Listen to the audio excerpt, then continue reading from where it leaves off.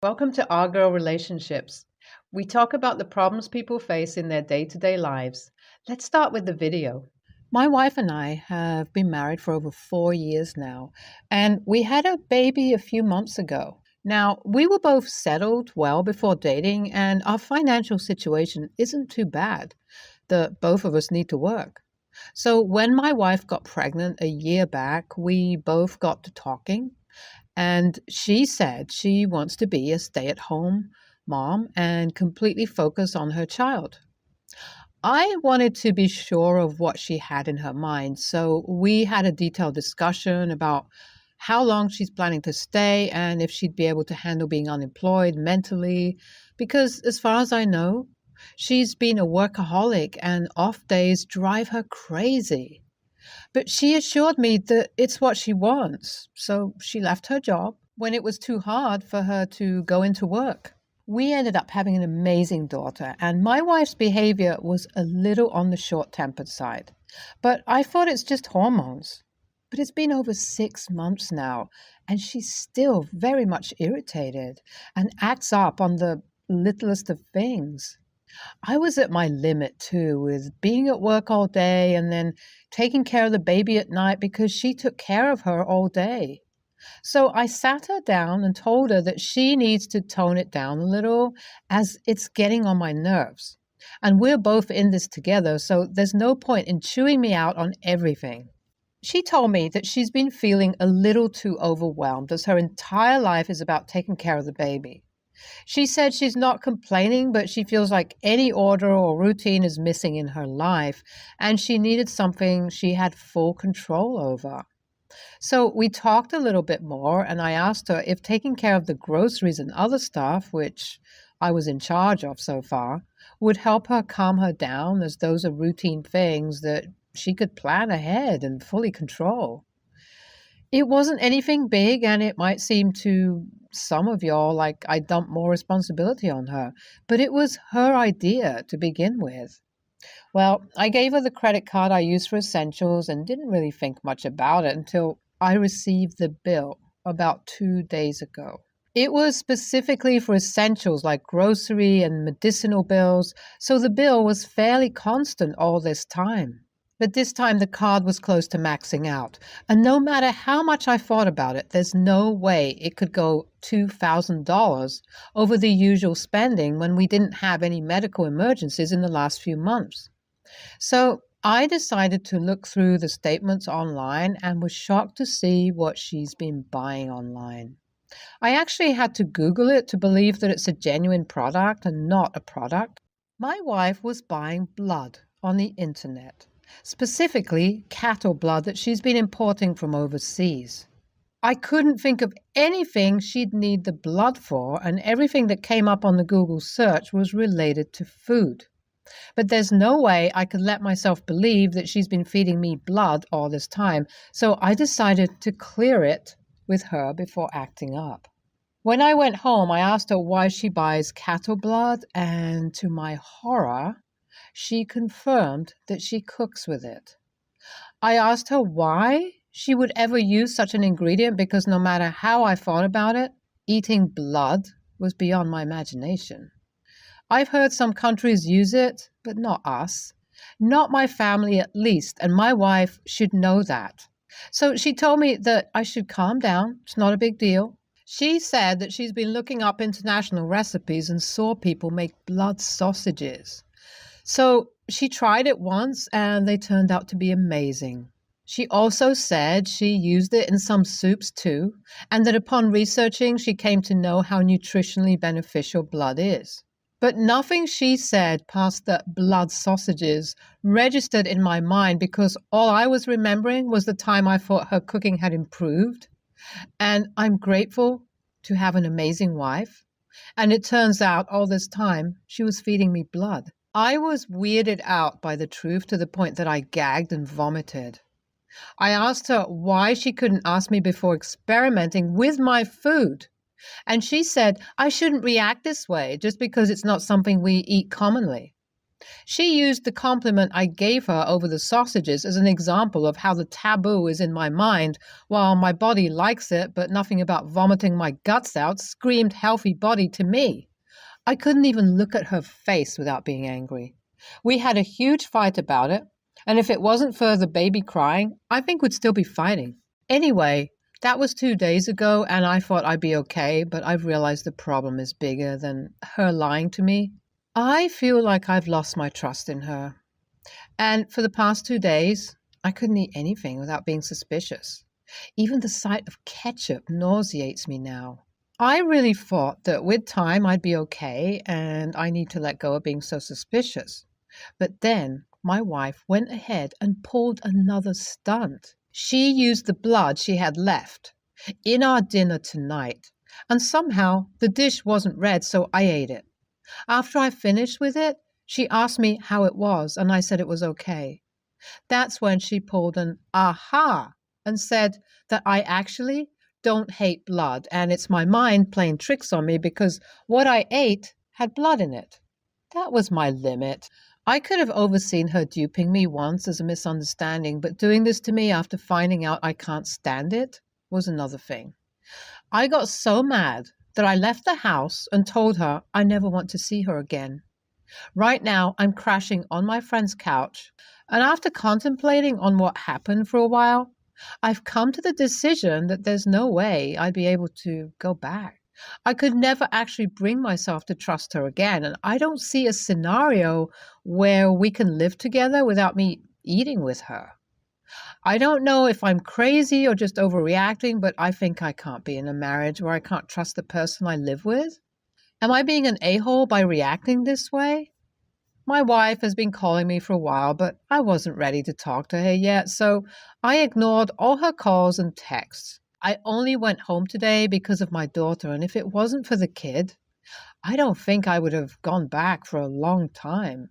Anyway, the moment I went there, she started screaming at me, saying, "How can I be so selfish to leave for 3 days without answering her texts?" She said that I had no idea how hard it's been for her to take care of my child, all by herself, especially because the kid was crying even more over missing me. She said she had left me so many texts asking me to come back so I can pull my weight of being a father, even if I'm mad, but that only aggravated me more. How could she talk about me being a bad father when I was actually away because of her? She didn't even apologize and still shows no sign of any kind of remorse. What pissed me off the most was her calling me selfish when she was the one who made me eat something I specifically told her goes against my beliefs and religion, all so she could prove herself right. I was so sick of it that I retaliated by saying, "I'm back to pick up my daughter and I'm leaving here permanently." But things only ended up escalating when she refused to let me take my daughter. We fought like rabid animals, screaming our throats sore, and I left the house again. It seems like there's no end to our fights, and there's no way we can make this work. My wife texted me today after a week of no contact and asked me to come over so we could talk about our relationship and what we need to do going forward. Both of us knew that we needed to make a decision after discussing our current standings in this relationship, as we owe it to our daughter to figure our shit out. So I came over to the house instead of going to the room I've booked at a motel. We talked about what went wrong, and I told her that I was on edge already because of how short-tempered she had been since her pregnancy. I was trying really hard all this time to remember that it's just stress. But her putting blood in my food after she saw my reaction to it before and after I specifically told her I don't want to eat it, I lost my trust in her and our relationship. I told her that there's no way moving forward that I could devote myself to this marriage fully, and I want to separate before it's too late for us to realize this was a mistake. She also said that she's feeling jealous that I still have my work life while she is reduced to just being a mom. She said that if I can give her another chance, she wants to go back to work as being a full-time mom is really stressing her out, and having a work life would help her be better. So I told her I needed some time to think this through. What do you all think about this? Hey, y'all. I posted here about how I found out my wife was feeding me something I had no idea about, and we were discussing getting a divorce. Well, here's an update to that. I don't know if I should be sad or happy here. I did try to recover our marriage one last time, and my wife went back to work. We hired a nanny and made sure our daughter was safe, but no matter how many life changes we made, my wife was driving me nuts. Nothing was good enough for her because she complained about being worried for the kid at work and then stressed about work when she was at home. On the other hand, I was uneasy in her presence and avoided eating anything she gave me that led to even more fights. In the end, it was inevitable to avoid reality, and we had to accept the fact that our marriage was pretty much over. Well, I'm a single dad now. We ended up getting joint custody of my daughter, and I get to have her with me on weekends, while my wife takes care of her from Monday to Wednesday. Sundays are alternative, and even though it's hard and complicated situation, I'm actually happy that we got to figure this out early on and not after our kid was too old and familiarized with a stable family. At least this way she'd grow up to have separated parents as her only reality. NTA, wife is totally the a-hole. It's like forcefully feeding chicken to a vegan or a vegetarian person, and that's horrible. She should have respected your boundaries. NTA, you're not the a-hole.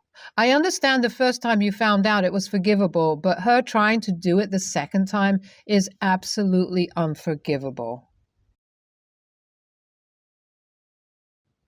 When my husband, G, 29 male, and I, 31 female, were still dating, my cousin died and I came into a large inheritance. It was enough to pay off my student loans, get a newer car, invest into some stocks, and I still have money left. I decided to fulfill my dream of owning acreage for a peaceful getaway from the city. I ended up finding a gorgeous 60-plus acre plot of land for a very reasonable price within 2 hours of where we live, and best of all, it had a little house on it. We ended up moving in while we were still dating. The house needed a lot of work, so I hired professionals to do most of the remodeling, rewiring the house, replacing the roof, updating the plumbing, etc.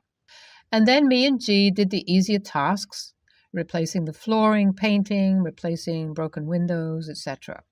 To save money, I paid for all the materials to remodel the house and never charged him any kind of rent to compensate him for his time, which allowed him to use the extra money to pay off some of his debts and put some money away.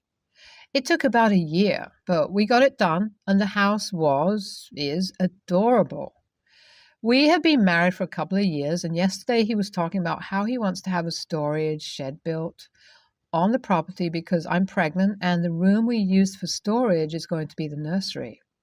I encouraged him to rent a storage unit instead, but he did not like the idea because in the long run it would be cheaper to invest in a storage shed and just take the money out of our joint account. I then offered to pay for it out of my personal account, which is leftover inheritance money. We contacted a local professional and started the process of having it built. Then, a few days ago, he asked me why I insisted my money was used to pay for it. I said that it was my house and he should not have to pay out of his pocket to maintain it. He retorted, saying that it was our house. He helped remodel it. He has lived in it for more than 4 years, and we will be raising our child in this house. I reminded him that I bought the house, paid for all the work to be done, and I pay the property taxes. He then got mad and said something like, "So I don't get to have a home that is mine?" I fought on what he said for a moment and reminded him that he came into this marriage with a large savings account and told him that it would be enough to pay for a down payment, and said he could get a mortgage, rent it out, and let the tenants pay it off so he would have a house if we divorced. This seemed to piss him off more because we went into another room and he is still ignoring me. Then I got a call from my father-in-law, and he told me that he spoke with G about the situation and said that I was in the wrong and that all property between a man and wife is shared, and dividing things into his and hers is harmful. Then today I spoke to my brother about it, and he thinks I'm putting my assets above my husband. So, Reddit, AITA. We both signed a prenup before we got married. Also, he was compensated for his labor and time. The money he has, that I suggested he invest in the house, was saved before our marriage because he lived with me and I paid all the bills. I live in a community property state. If he contributes anything to the property financially, he has a right to it if we divorce, regardless of the prenup. Okay, so I want to thank everyone for their responses. It was very helpful to see so many different viewpoints on my predicament. I had a heart to heart with my husband, and we both discussed our feelings on the matter. I reminded him that unlike me, he grew up in a stable, financially comfortable home, and I explained that my motivations did not come from a lack of love for him, but anxiety from mother and my financial struggles after my parents divorced. He said that although he knows that it was important to me to legally be the owner of the house, our conversation about the shed left him feeling like he has no control over our family home, and like he is a temporary guest instead of my husband. Ultimately, after talking it out, we agreed that the best course of action is to purchase a second home together with our joint funds and make that our primary residence. My house and land will be used as a weekend getaway instead of our primary residence. While I am a little sad that I will spend less time on my property, I'm very happy that we found a compromise which allows me to protect my assets and gives him more of a feeling of connection and equal ownership to our marital home. YTA for how you handled it. It's obvious it's your house legally, but you didn't have to make him feel like the place he's living isn't his home, too. Moreover, the divorce comment was totally unnecessary and particularly cruel. What was the point of it? To make him feel even worse? It's pretty messed up. YTA, you're right, but you can still be the a-hole. The moment you mention in case of divorce, you told him you don't think this will last, that all the help he has done and all the time he has spent with you is temporary. This was an argument over a shed. He wanted to help. You said no and brought up divorce. Legally, you're right. You're still the a-hole. I, 26 male, am a single father to my son, 4 male. My son has the most beautiful curly hair ever that he inherited from his mother, who is Afro-Latina. I'm white. My family all has straight hair except my mother, who has curls too. Hers are way looser than my son's, though she doesn't really know what to do with his hair. He's very tender-headed, so we usually keep it short. For the past few months, he's refused to get his hair cut. I thought he was getting nervous because the barber's is usually packed, but I tried to do it at home and he freaked out. So now his hair is about chin length. I've taken some classes and used YouTube to care for it, and he loves his hairstyles. My girlfriend, 22 female, is black, and she helps me with his hair too. I recently had to work late, and my sister, 32, was the only available person to watch him. She was taking her family to the zoo, so my son was going along with them. When I picked up my son, his hair was straightened. I have never used heat on his hair besides a blow dryer with a diffuser, and I immediately freaked out. I asked my sister what happened, and she said that she tried to brush his hair before they went out and it looked messy, so she straightened it. I have made it clear before that no one can brush my boy's hair but me and my mother, and heat is not allowed. She said she forgot, she couldn't brush it, and she didn't want him outside looking messy. I told her she should have just tied his hair up in a ponytail or bun after that. We ended up arguing, and I took my son and left. My son was very upset, and I had to call my girlfriend for advice. She came over, and we managed to revert his curls with minimal damage. Now my sister and her husband are demanding that I apologize. They're saying that I had no right to fight with them after they babysat my son and took him out. I honestly don't know if they're right or wrong because I've asked 10 people for their opinions, majority family, and they're split 50-50 on my side or hers. Everyone who agrees with her is saying that I should have reminded her of what to do with my son's hair when I dropped him off because I shouldn't have expected a white lady with white kids to know any better. My son's hair was in cute finger coils done by my girlfriend when I dropped him off. AITA? NTA. Who puts heat on a child's hair, especially when it's not even their child? NTA. White people know damn well we don't know what to do with non-white hair, even if you had never mentioned it. If she wanted to do something to his hair, she should have at least called and asked for